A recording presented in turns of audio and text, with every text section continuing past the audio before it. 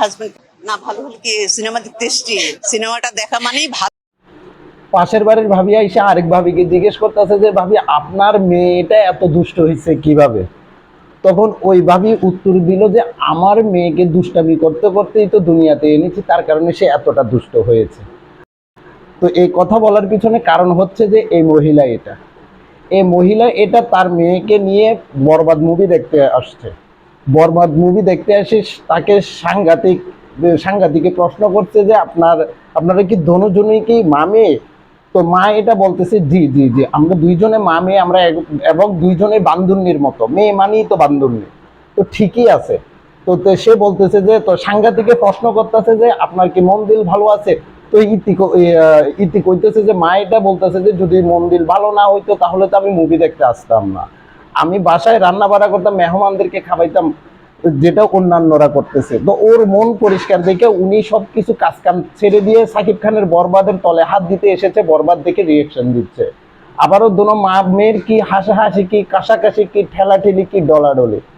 তো এখন আপনি চিন্তা করে দেখেন তো, এই মায়ের থেকে কি ঐশী নামক মেয়েগুলা বাইর হবে নাকি ভালো কোনো রাবিয়া বসরি বাইর হবে? অবশ্যই ঐশী নামক মেয়েগুলা বের হবে। মায়ের পোশাকের অবস্থা দেখেন আর মেয়ের পোশাকের অবস্থা দেখেন, দোনোটার মধ্যেই আবার দোনোজনে কিন্তু বান্ধব নেই।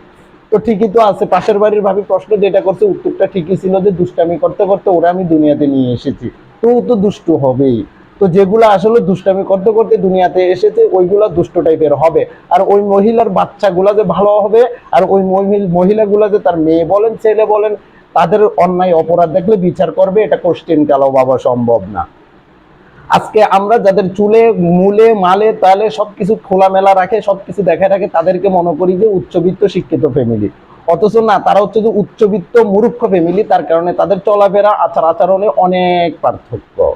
আপনি দেখেন আপনার মেয়েকে, মা যখন মেয়েকে নিয়ে মুভি দেখতে আসবে ওই মুভিতে হালকা পাতলা কিছু ডলাডলি থাকবে। আর সাকিব খানের বরবাদ মুভির মধ্যে তো নুসরাত পারিয়া উল্টায় ফেলাইছে।